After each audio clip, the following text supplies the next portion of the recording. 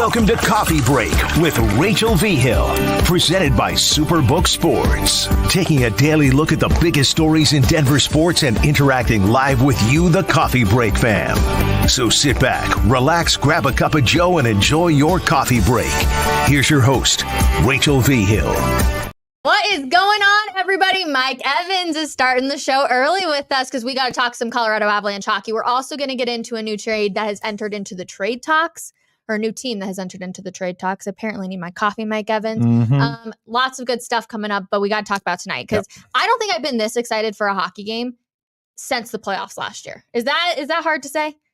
Well, it's only the third game. It is only the third game, but usually the first game of the season, I'm like, all right, let's go. But this was the one I had circled on this road trip. Well, you're playing Seattle, the team that knocked him out of the playoffs a year ago. And so naturally there's that feeling of, all right, let's get a little bit of revenge. But for this game, I think the player that I'm most interested in watching is Val Nichushkin. Yeah. Because look, let's face it, Val's departure from the team under very mysterious circumstances had a huge impact on that series. Are you trying to tell me that a healthy, focused Val Nichushkin for the remainder of that series, along with an Avalanche team that was completely locked in and wasn't dealing with the distraction of Val being away from the team, you don't think that they can beat Seattle? Of course they can beat Seattle. And so then you beat Seattle, then who knows where they go from there. So big game for Val. And I was going to say, I think the quote that kills me so much about like everything that came out of that is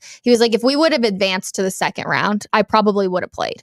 And it's like, well, what were you doing during those like 4 days, 5 days or whatever that you could have came back and yet we don't like there's so many question marks, but it's like kills you knowing that, okay, if they could have just pulled it off, he would have come back maybe. And doesn't it bother you that there's not more of a clamoring to find out exactly what happened? Because when he says that he could have been back for the second round, then why? What went on? And I know that for a lot of Avalanche fans, there's sort of nothing to see here. Let's move on. There's nothing we can do about it. It's almost like... And people get mad when you bring it up. They do get mad. And it's almost like if you bring it up, Avalanche, some Avalanche fans get mad because, well, what are you doing? You're creating controversy, and we don't want these guys to have to deal with any controversy, and we don't want any, mommy and daddy are fighting type thing going on here. But come on, you're Avalanche fans. You invest a lot emotionally. You invest a lot financially into this hockey team. This is professional hockey. Okay, this isn't amateur hockey. It's professional hockey. Their job is to go out and win hockey games. And when you're the defending Stanley Cup champs and you end up having a key player, a guy who, when he's right, is one of the top 20 players in the NHL, a guy who Nathan McKinnon said was the best player during your Stanley Cup run, that's a significant absence. And so when he disappears under murky circumstances, I think people deserve to know what happened, especially since it had such a profound impact on that series. Look, I believe if Val Nichushkin is playing in that series, not only do they win the series, but for anybody who says, well, they would have lost in the second round, I don't buy that at all. You just saw a Stanley Cup playoff where the Florida Panthers, a team that had barely made the playoffs, ended up making it to the Stanley Cup Finals. I know. You had a Vegas team that, honestly, not a lot of people were talking about as a serious Stanley Cup contender, ends up winning the whole thing. So why couldn't an Avalanche team, if they get into the second round, start to roll and find themselves back in the Stanley Cup Finals? But we'll never know, in part because Val Nichushkin left the team. I like that you're holding him accountable to this. I kind of appreciate that because people get so angry when you bring it up and it's like, well, this had an impact on not just Val, but an entire team, an entire fan base too, an entire coaching staff. It's going to be interesting. And I think we're going to learn a lot about this team tonight on how they react on the ice, right? Because there can be some, it brings back all those old feelings. And if they're not playing the same hockey we saw from the past two nights, then it's like, well, then apparently we're not over it. Yeah, it's one of those things. I know that for us, we put a lot of stock in the idea that, this is the team that knocked you out. You gotta come out and you gotta prove something. I think pro athletes recognize that it's kind of like when I'll go back when the Broncos lost that heartbreaker to Baltimore in the playoffs on my birthday. On your birthday, ruined Rachel's birthday. It did. I was there. I was devastated. So, but then you remember the first game of the next year. Yep. Peyton Manning comes out and goes nuts, right? Yep. But did it really make up for the pain that you felt that night? Of course not. So I wonder if for the Avalanche players, if they can summon up that kind of, we got to go out and get revenge against the Kraken. It's easy for us as fans to look that way. I wonder if the players feel that way. But if it's Val, maybe even a Cale Makar might be somebody, because his suspension during that series under really, I thought, bogus circumstances, that played a big part in them not winning that series as well. So I think for those two guys, there might be some personal motivation for them that may go a little bit beyond your typical hockey game. But for the team as a whole, a lot of new faces. I'm not so sure if it's a rallying cry in that locker room. Well, that's the thing. Neither team is the exact same team that they were last year. There's always so many moves. So it's like hard to rally them up. We did get this question. Who has the bigger night tonight, Val or Cale?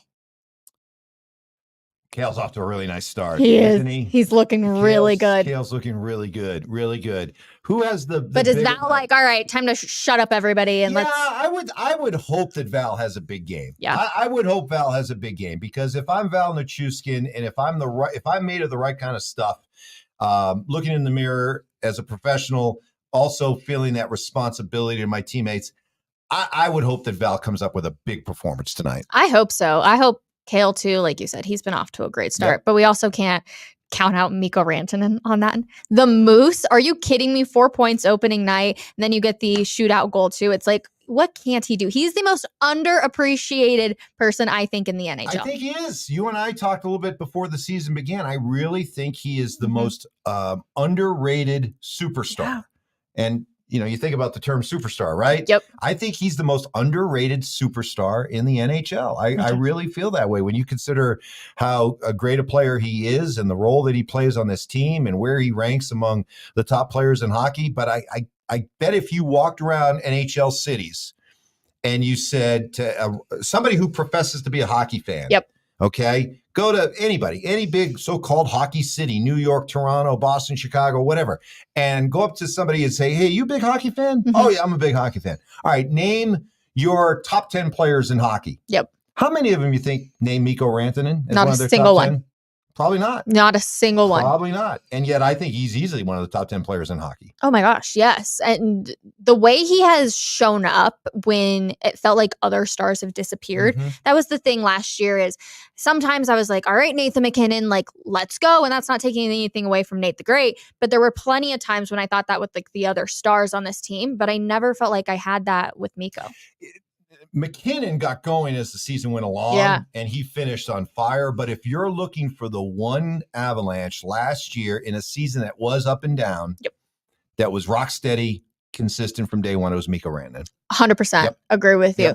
Is there anybody else, any of the new faces that so far have impressed you? Early on, I like the versatility that Ross Colton brings. You can see why he was thought so highly of in Tampa, and it was probably they hated losing him, but he was set to make some more money. He is somebody though that I really he does a lot of different things that I hope that he has that next level in him as an Avalanche player, because there's no reason why in the time that he's an Av that he can't play himself up to be third, maybe even a top 6 forward on this team. He does so many different things. Miles Wood early on, I've liked what I've seen from him. Ryan Johansson, again, some things, but right now it's still the core's carrying this hockey team. For sure.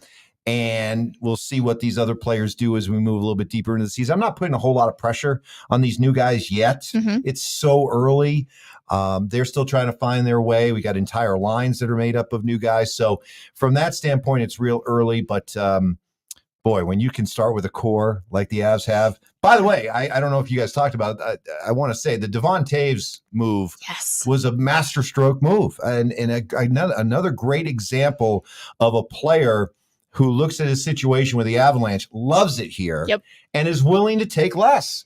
I know you're probably looking at somebody who's getting $7 million a year and thinking, how is that some kind of hometown discount? It is. He could have gone out into the market and got $8-9 million per year. So this is a guy who was willing to work with the Avs, didn't need to get as much as humanly possible because why? He likes being here. ESPN did their NHL Top 100. Taves comes in at number 75 on that list. There's so many players, obviously, that play in the National Hockey League. 75 is actually pretty good. But to your point on that, he could have 100% have gone somewhere, made a ton more money. Do you think Nazem Kadri, I feel like that name gets Avs fans riled up. Do you think that he looks back and he goes, maybe I should have just stuck around and not gone after the money? And that's hard to say because if any of us were presented with a load of cash like that, you're like, well, what are we doing? I don't know if the Avs ever really were serious about. Really? You don't think so? And that's one part of it. But could he have? Taves took a team friendly deal, but he didn't take a really big. Market wise, he still got paid. The Avs, if they were to keep Kadri, it would have had to be a real hometown discount. And at that point in his career, I could see why he would want a little bit older than Taves at the time that Taves got this deal versus Kadri. So I could see why Kadri at that point might say, hey, this is a chance to get my big payday. Taves maybe looks at it as a perfect scenario where, this was a chance to get the kind of contract that will take him into his mid-30s. He can still make a lot of money, and he can do it in a situation where he's happy. Well, and two, you also have to think Chris McFarland is doing a lot of good work over there because look at the players that are here for a long, long time. Could you imagine this core of Nathan McKinnon, Cale Makar, Taves, Gabriel Landeskog when he comes back, and they're all here for like 5 to 7 more years? Well, Rachel, that's what you hope to do. You hope to make the right kind of personnel moves and put that core together. And whether you do it through the draft and all those guys you mentioned that they drafted, or you make shrewd trades like you did with Nichushkin or you did with a Devon Taves, and then you start to recognize what these guys mean to you, and you lock up that core. I think every successful pro team, they identify that core, they pay that core, and then they build around that core. And I love the fact that they identify Taves as a core player, because whenever I've talked about the Avs having the best core in hockey, I've always included Taves as one of those guys. And so to see him get paid as a core member, I think that validates it. Real quick, you watched Monday Night Football last night? I did. Okay, sounds good. Did you see this woman? A whole lot. She was awesome. She was crazy. She was like a super fan. Well, have you heard what the Twitter sphere and the sports world is saying about this woman? Well, I'm sure the Twitter sphere is being very nice to this woman. Well, they think that the NFL has planted her. Really? To be a super fan, because they were like, why do they keep showing this woman? Interesting. Not many Charger fans are this electric about the team. I spent a lot of time in San Diego over the years. I never ran into anybody like this. Do you think that the NFL would ever do something like this? She was everywhere on the game last night. And like the emotions going through her, you were like, ma'am, you might just need to like step away for a second. A plant? I've never heard that. I love a good conspiracy theory, but everyone is talking about it.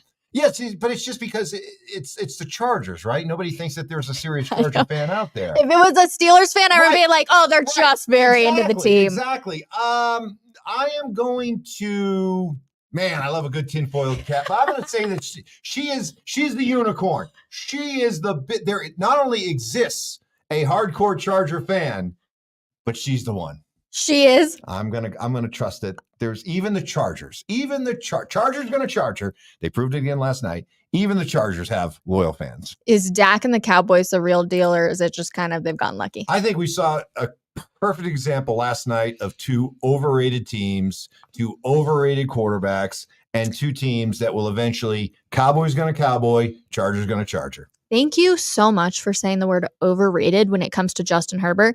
I'm sorry, but he is overrated. Everyone thinks he's going to save the day. I'm like, he hasn't proven anything that shows he can do that. First of all, Rachel, do you realize how many quarterbacks have come down through the NFL over the years that fit the part, look the part, have all the talent, have all the physical skills, but it just doesn't translate. And here we are with Justin Herbert into his 4th year, 27-27. Yeah.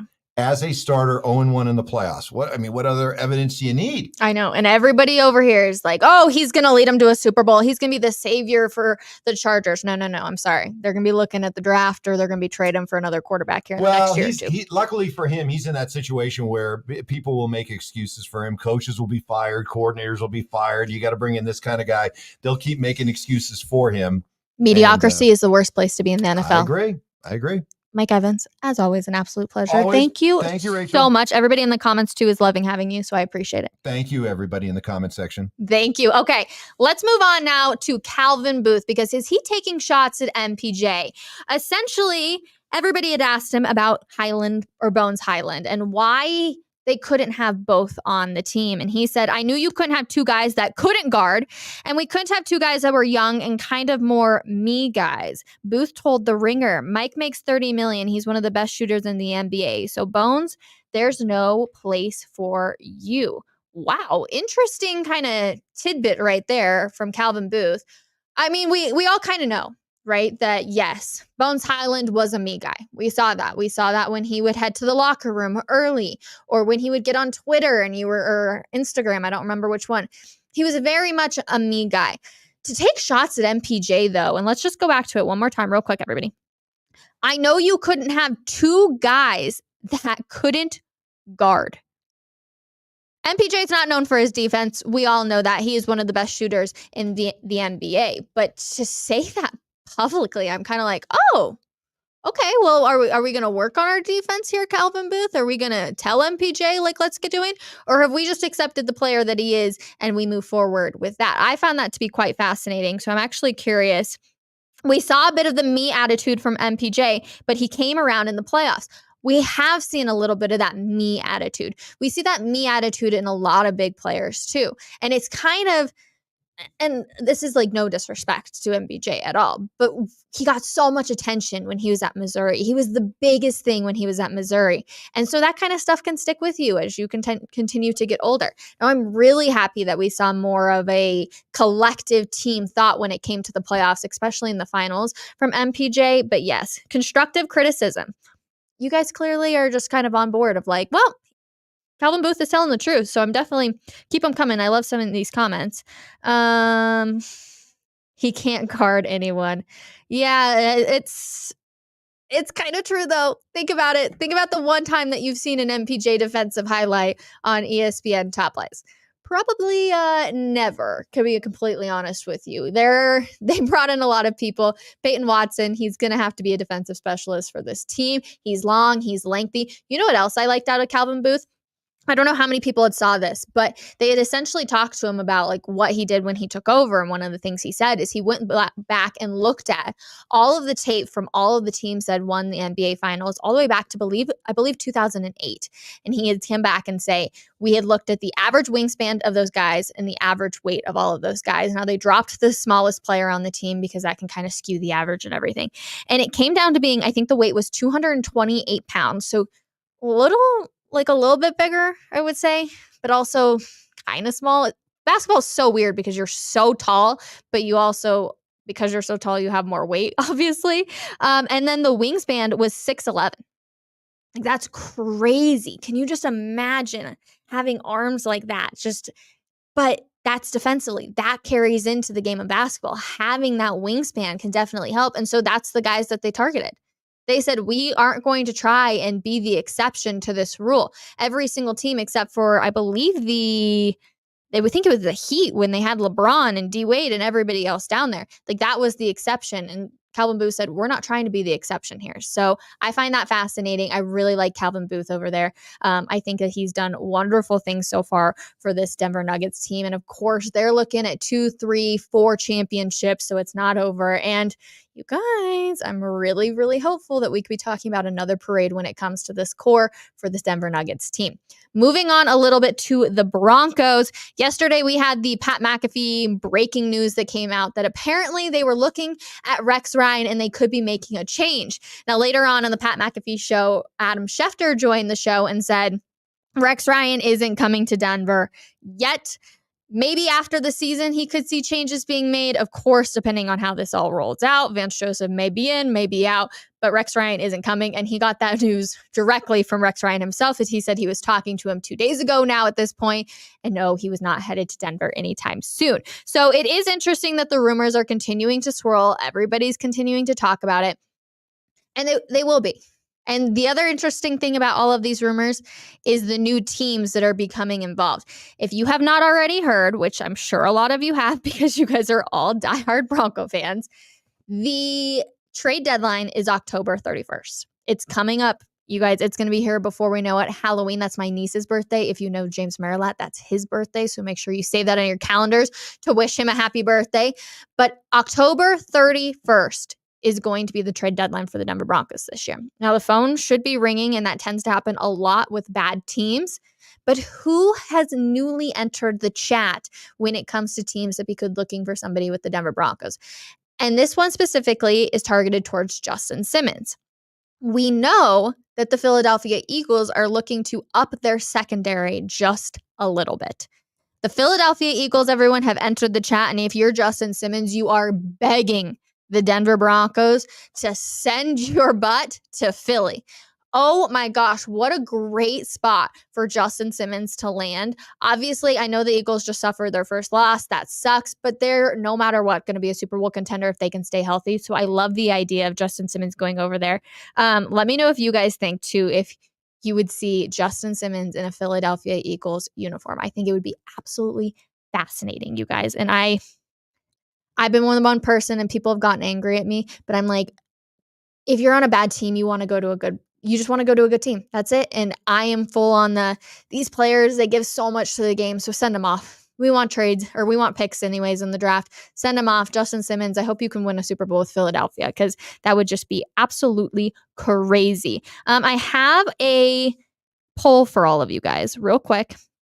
Would you trade PS2, and if you're watching on YouTube, you can enter into this poll. Would you trade PS2 for a 2024 second round pick and a 2025 third round pick? I am adding that in right now. You guys let me know. Oh, everybody is saying no. So quick. I'm with you. I think you absolutely have to get a first, but the Detroit Lions have also entered into the chat essentially saying that they only have a second round pick in 2024 and then a third in 2025 that they are able to give up. I love everybody who is saying, no. I'm with you. I do not think that is a good deal for Pat Surtain. I would much rather see, I think you can for sure get a first round, in my personal opinion. The question is, can you get two first round? That's a little bit of a harder sell, and I know a lot of people are wanting that. But the other thing you kind of have to pay attention to, is there any way that with a first round pick or maybe a second that you can get somebody who is equivalently good as Justin Simmons? Now, obviously, if you get a first and a second, you're able to get two players, and you kind of got to look at what are the strengths of this draft class. So I'm definitely interested, but I do not like this deal when it comes to the Lions. So I really hope that they are not going to do this one. Let's see. I'm reading your guys' comments. Note either no less than a number 1 and a number 3. He's better off being a building block here, 2 firsts, or I'm walking. I like all of you guys. You guys are setting high standards when it comes to this. So I'm kind of with all of you. Like, you guys really, we got to just push. And because I struggle with the Pat Surtain one, because I'm just like, let's not take any calls. But at the same time, if you're able to get a first and maybe a second, then you might have to actually just take the call and really consider it. But otherwise, I'm like, don't. If there's even a 3 or lower involved, don't even pick up the phone, even if there is a first. So I'm kind of on the iffy train with Pat Surtain. Justin Simmons, we've appreciated your time here in Denver. Peace out. The other one that's obviously been talked about a lot is the Carolina one. 2024 third and 6th. You should absolutely do that. 110%. Send Jerry Jeudy to Carolina if you can get a third and a 6th rounder for next year. That would be, I think, a great deal for him. Maybe he just needs a change of pace. I don't know. And lots of people are also talking about, like, why would you even continue to play Jerry Jeudy? Broncos really don't have a ton of options. I mean, if they're not going to involve Marvin Mims anymore, which they should, he should get more than 12 targets. or 12 plays, 12 snaps. They should, but you're gonna just try and highlight Jerry Jeudy up until the trade deadline and then see what happens. I don't know. I'm just kind of over the whole Jerry Jeudy thing. I don't know about you guys, but I'm just kind of done with it. I'm like, Jerry Jeudy, you go do you. You want to talk about like me guys? We're talking about that with the Nuggets squad. Let's talk about me guys when it comes to Jerry Jeudy, because that is a true me guy, and I'm kind of over it. Another interesting nugget that came out of the Broncos headquarters yesterday was in the running back room. And I'm like, okay, is there a little bit of drama starting to stir? Like it's barely just touched the pot.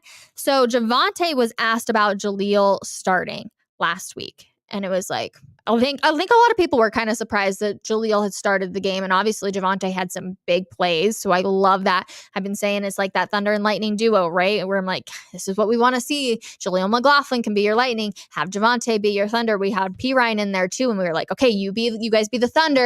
And then we got the Lightning. And I love that duo. P. Ryan, obviously, I don't think he's gotten quite the role that he wanted here in Denver. But then Jaleel starts over Javonte Williams. Javonte's coming off of injury. And Javonte was asked, and Javonte was asked about Jaleel starting, and Javonte said, it's no big deal. Interesting. Kind of like, oh, okay, well, that's not like, hey, I'm coming back from injury or whatever. It's just, it's no big deal. It feels a little like, kind of just tossing off my shoulder because I don't want to talk about it.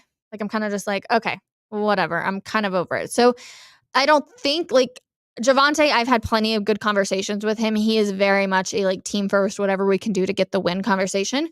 But that was also when he was always kind of the guy. And right, he was the new name on the block that was really hot, and everybody was talking about Javonte Williams because Denver and Broncos country hated Melvin Gordon. But now are the roles switching. Man, you guys, I really need some coffee or something this morning. It's interesting. It's something to pay attention to. Are they going to roll with Jaleel more moving forward, or is Javonte Williams going to be in those trade talks too? What team? I know he's got his injuries, but what team wouldn't look at Javonte Williams and say, angry runs contestant right there? I think it is absolutely fascinating, and I would love to see it.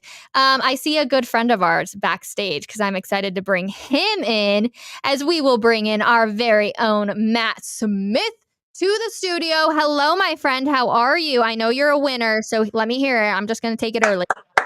Finally, Rach, I'm actually kind of disappointed in myself that it took me to week 6 to be here. I've led pretty much the whole way. But again, I've returned as weekly champion of our King Supers Fan Football Pick'em. And again, like I mentioned to you the first time I won last year, I expect to be back many more times this season. Okay, well, congratulations. I'm happy for you as you're walking away with a gift card. Very happy for me. Are you happy for me? You're sick of me winning? Because is it getting old now, Rach? No, never, because that means I get to have you on the show, so I can never be upset about having you on the show by any means. I got a couple questions for you, but after we got to talk pick'em. I just suck at pick'em. I've decided I suck. I forgot on Thursday. I was so excited for the game against the Chiefs. Don't ask me why. I was just like, oh, like Thursday football. I'm excited. We're not going to have to watch the Broncos on Sunday. We can watch all the other teams on Sunday, like whatever. And I forgot to do my pick'em when it came to Thursday night.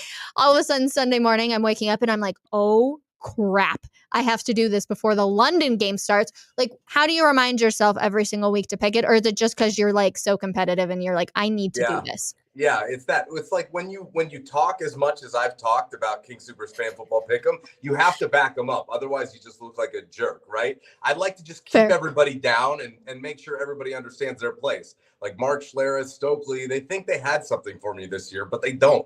I have another commanding lead in Pick'em. And again, I enjoy having that $200 King Super gift card, right? Like I enjoy that. That's helpful for me. I'm not like those guys where I can just drop 200 at the grocery store willy-nilly like Stokely and Schlereth. I need that. So I'll take it, Actually, so funny. When I asked Stoke, I was like, what are you going to buy with your $200? He's like, I don't know, maybe some like bananas, some water, Gatorade, like the hydration stuff. I'm like, right, exactly. 100% right there, Matt. Okay, I've got a question for you because it seems to be everybody's talking about this. Have you seen this woman you watched last night's game? She was awesome. I'm such a huge fan. Crazy. Have you heard the rumors swirling around this? That she's an NFL plant, that she can't possibly be real? Yeah, I mean, it makes sense because we've never actually seen a Chargers fan in the wild before. So maybe she's actually the first one. And that would be impressive. But she was living and dying with every play. But honestly, listen, were you here in Broncos country? I've been saying Broncos gonna Bronco because now it's officially that time we can say it. Chargers gonna Charger. How many Chargers fans do you know that are diehard like that? And that the camera is gonna be on them the entire time? I've actually only ever met one Chargers fan in my entire life. My entire life. Yeah, really. One. And I don't even think they care about the Chargers that much. But that woman, the Chargers ought to reach out to her and make her like team ambassador, because at least there's somebody that cares about that team enough to really put their heart and soul into it, which you got to love to see. No, I'm 100% with you. That makes me laugh. I'm like, we need to see a TikTok with her moving forward. They need to ship her out to every game because then people will become invested in the Chargers a little bit more. Going aside from football, real quick, the Avalanche are obviously playing the Kraken tonight. I know you are a big hockey guy, Matt Smith. How are you feeling about tonight's game? Tonight's game, I think, is a good chance for the Avs to just make a little statement, I think, to themselves. You know, these first two games, they've had their top guys really step up and carry the load. And that was kind of one of the issues last year, Rachel, is they had their horses. They needed them to be horses every night based upon the way their roster was constructed. And I think they still do to an extent, but they need their other players to step up. And the one guy I'm looking for tonight is Val Nichushkin. I mean, what is it now? It was about 10 or it's about 11 o'clock here. So it's about 10 o'clock in Seattle. Let's hope that Val has been to bed at this point, right? And that he's geared up and ready for tonight's game.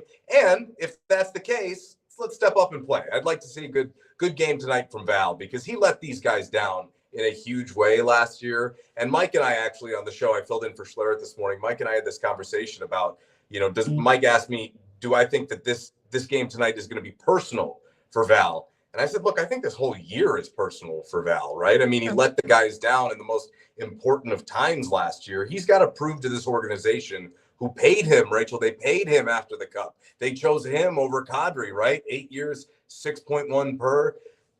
You gotta show the organization that rewarded you why they did that, right? By being one of their dudes, and hopefully Val can step up. And yeah, Avs in general, I like them tonight to continue their winning ways. Oh, me too. Yeah. Matt Smith, congratulations. I hope you're right about this Colorado Avalanche team. Congratulations on your $200 gift card. I'm a little jealous, but I will still congratulate you and hope to have you on. If I'm not the winner of maybe the next few weeks, maybe we'll see you back here. Yeah, and congratulations to your CSU Rams, Rachel. I know it's been a really rough go of it, but you guys finally got on the board against Boise State. Listen, I'll take my moral victories against CU, and then you love a good Hail Mary pass that actually works. So I'll take that over the win. You were there, right? Oh, I wish. You weren't one of the 500 people that stuck around at the end of that game? No, I was not. Although I did have some friends in attendance who left early, and they are definitely regretting it. So a heartbreaker for sure. Matt Smith, congratulations. Everybody in the comments, as always, I appreciate you guys so much for hanging out with me every single morning. We have amazing guests, and you guys, tomorrow's show, we're going to be hopefully breaking down an Avalanche win, so we will see you then. Everybody have a wonderful Tuesday. Get back to work. Bye, everyone.